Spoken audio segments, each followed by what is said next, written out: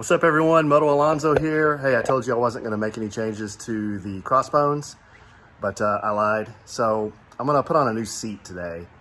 And there are a lot of seat installation videos on YouTube, but this one's, I guess, a little different because I'm taking off a Springer seat and putting on a more conventional Solo seat. So it's super easy, but I'll step you through what I'm doing just for fun.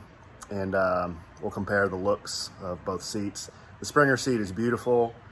It's just awkward. It's kind of an awkward position for me. I don't know why, I can't get used to it, but and it's very bouncy, of course, along with rear suspension. I think the reason for Springer seats originally was because of a hardtail design. So it's a little weird, but I'm gonna take it off, put on the new seat, and we're gonna take a look and see what it looks like, see if we like it.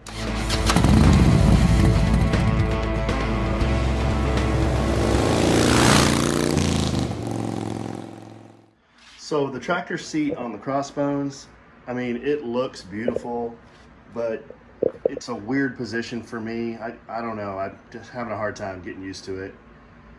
And it's got the big, it's got the big springs.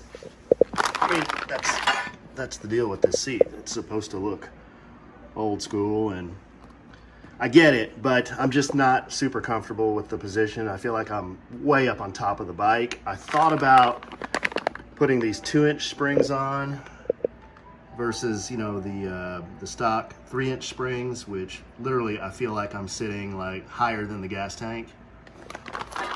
So I just decided to take the seat off and replace it with a more conventional Solo seat and see how that goes. So taking the seat off is really easy. If you needed to do this with your Crossbones, there's one bolt there. So take that out, and then there's a little, like a thumb screw there, take that out. Trim piece comes out.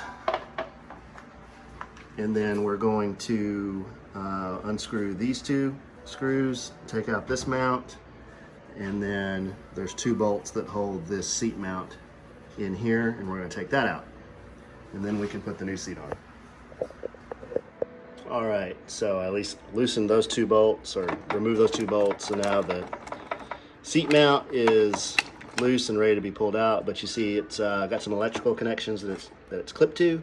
So I'm just going to undo those electrical connections, and then probably the easiest way would be to actually remove the ECM here, and then it would just lift out. I'm going to be lazy, and I think I can just finagle it out of there without removing this and doing all of that stuff. So that's the next step. Okay, we got that mount out, no problem. It just slid up underneath the wire connections. So we're all good. The seat is gone. All the hardware has been removed. You want to keep that in a very safe place along with the original seat. And I am putting on a Mustang Solo Seat. So shout out Mustang, veteran owned. We love that. My dad's a vet. I do a lot of charity work with the vets. I love vets. So anyway, thanks Mustang. We're gonna put this guy on and see what it looks like. All right, there's the new Mustang seat. Super comfy, super fat. It's kind of got a fat look to it. I like it. I think it's gonna go well on this bike because this bike has a big fat rear end, with the 200mm tire. That's the original seat, so you can see as far as the width goes, they're similar, but no springs on this one, obviously. This is mounted to the bike conventionally, no springs. So let's get her on there and see what she looks like. I just wanted to show you underneath the seat so you can see what it looks like. This is a really high quality seat. The construction looks pretty high quality to me. I think I've had one other Mustang. I think I had a Mustang on a Road King one time, which I took up to Sturgis and it did fine. I believe that was a Mustang seat, but yeah, this looks to be made pretty well here. I like it. Okay, so I just kind of test fitted the seat here. Everything looks pretty good. That is a big fat seat. That's definitely gonna be comfortable. But I need to put a new mounting point here because the old Solo seat did not have one. So let me show you how to do that. That's I think most of you probably know how that works, but there's a little trick to doing it. If you've never seen the trick, it makes it so much easier. Let me show you. Well, first thing, obviously, you got to remove this little plug. I'm gonna take that guy out. Get my fingernails up underneath it. Okay, so now what you do is, and Mustang gave me one of these things. This is pretty awesome, but zip tie and one of the little posts here for the seat screw.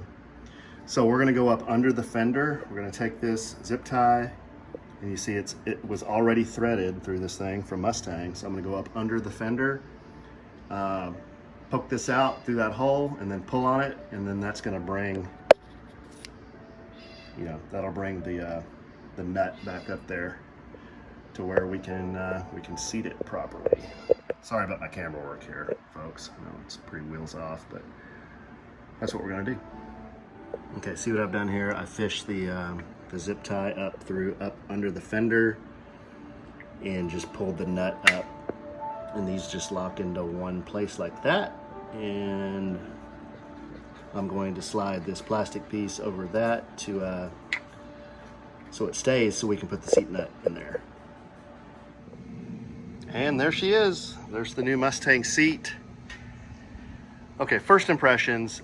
I mean, it's a big seat for a solo seat. That is a burly seat, but I guess I could have put on, now I'm second guessing myself a little bit. I guess I could have put on a more streamlined seat, like a LaPera, you know, bare bones or something like that.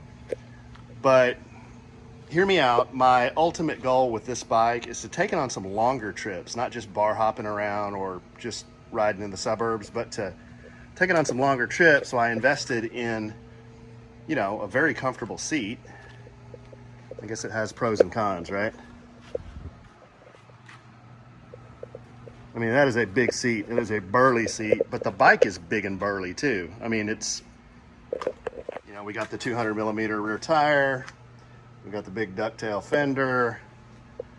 I don't think it looks horrible. It's just gonna take my eye a little time to get used to this. What do you think?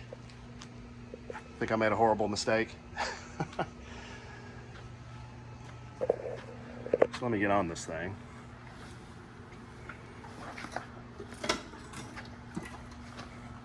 So obviously can't do this one-handed, but so I've already noticed I sit lower on the bike, definitely sit more in the bike, which I like. I'm not sitting on top of the gas tank. But I'm gonna have to take it on a riding review and take y'all along for a ride to see what it really feels like. But yeah, I'm pretty happy with it. It just takes me a minute, I guess, to get used to the look, but it's a handsome seat. It really is. It's big. Have I mentioned that it's big? Yeah. So for reference, I mean, I'm not little. I'm not a little guy, but I'm not like a big burly guy either. I'm like 6'1", just a little under 200 pounds. So, you know, I got plenty of room on this seat, I guess is my point. Plenty of room. So there you go. We'll take it on a little cruise and see how it feels on the road. That's where it counts.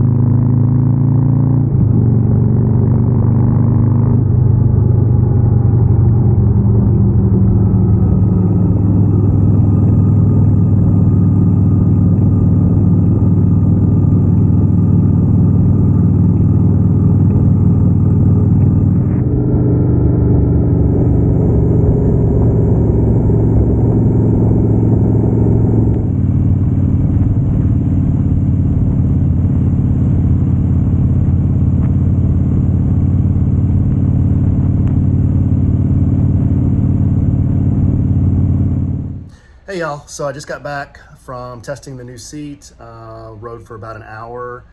So, you know, short-term test, probably follow up with another test of the seat in maybe a few months, but I love it. It's really comfortable, super comfortable, very supportive.